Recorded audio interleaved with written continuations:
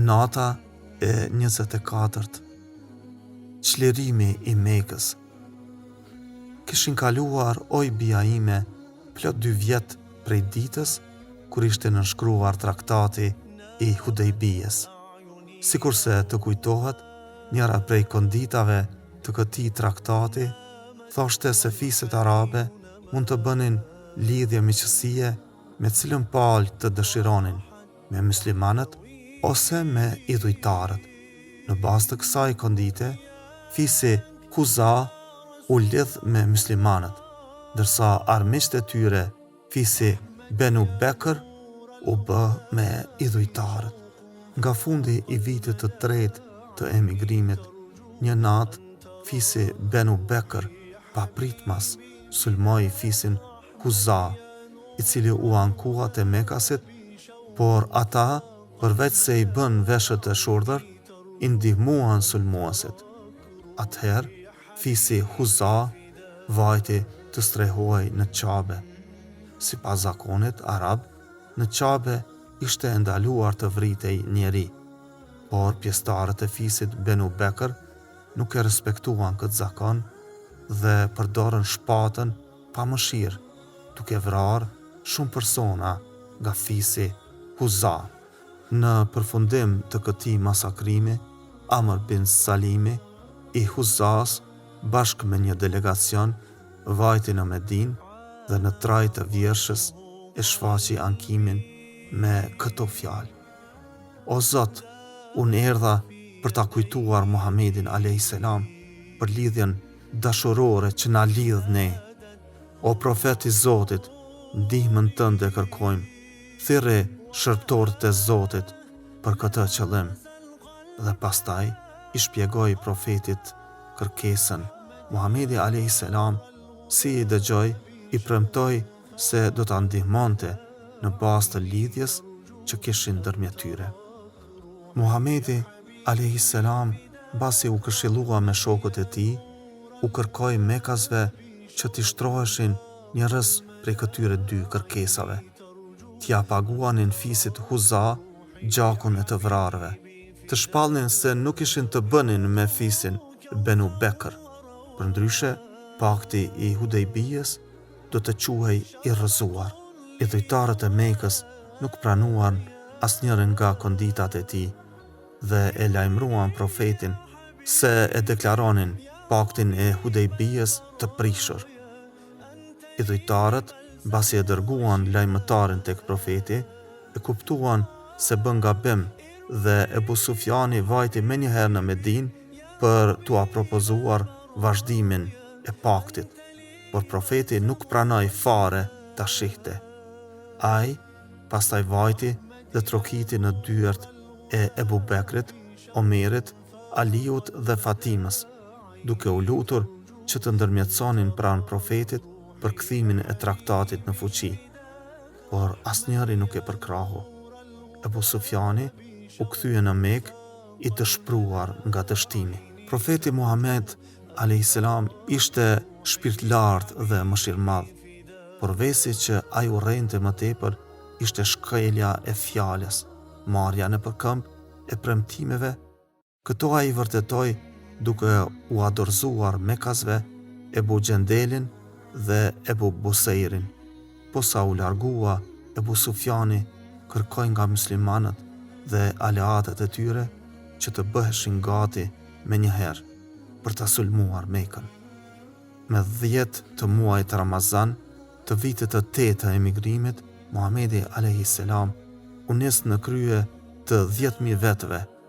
Kur arritën në vendin e quajtur Muruz Zahan, u ndalën që të shlodheshin, ndërsa profeti porositi që çdo grup I vogël të ndiste një zjarr. Kështu, kur Mekasit I pan flakët e shumta, kujtuan se numri I muslimanëve ishte më I madh nga sa ishte në të vërtetë. I pari njeri të cilit I ra në sy kjo gjë ishte Ebu Sufjani, I cili kishte dalë për të hetuar. U habet nga numri I madh I muslimanëve dhe tashti nuk dyshonte se Zoti ishte në anën e tyre. E pa se kundërshtimi i kësaj fuqie të vendosur ishte i kotë dhe i pafrytshëm. Vajti para profetit dhe shfaqi pranimin e fesë islame. Muhamedi a.s.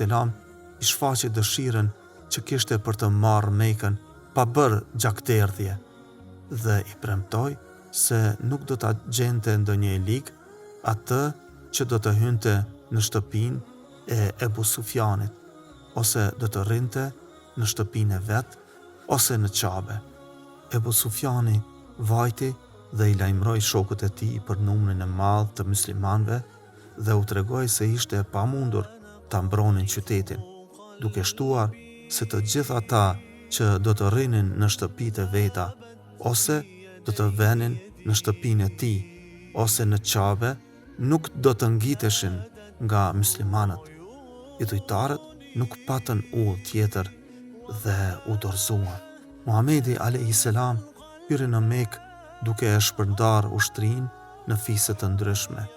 Meka u pushtua pothuajse pa u derdhur gjak fare, me përjashtim të atyre që komandoheshin nga Halid ibn Velidi, të cilët u detyruan të luftonin sepse u pritën me armë nga një grup idhujtarësh që kryesohej prej Ikreme Ebu Gjehlit.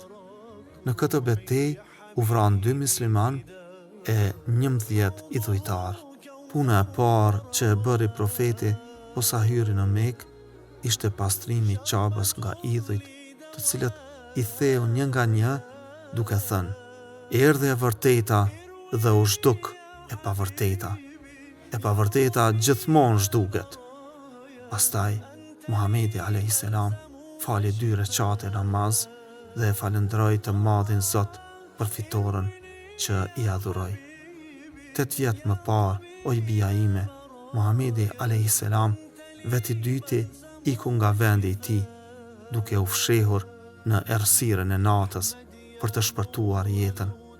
Pas 8 vjetësh, po kthehej në vendin e lindjes, jo natën, por ditën, jo veti dyti, por bashk me 10.000 vet.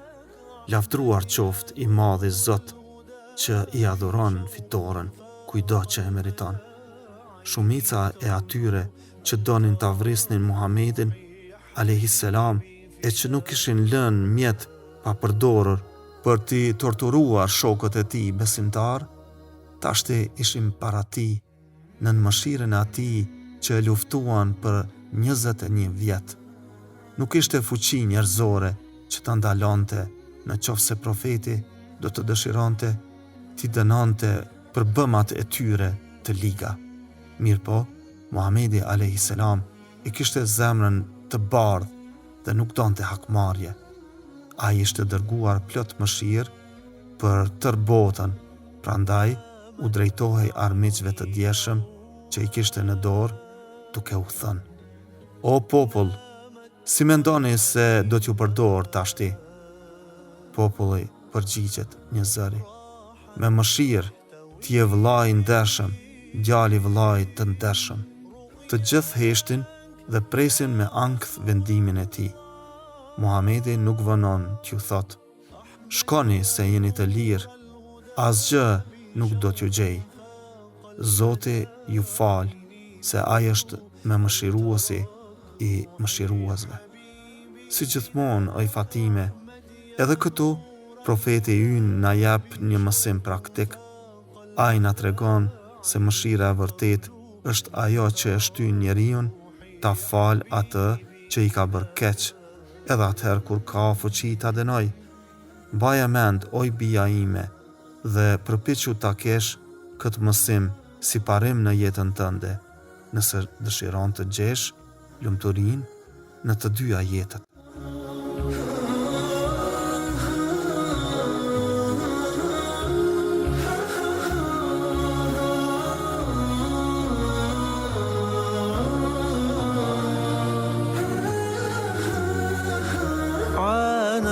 طيفه قلبي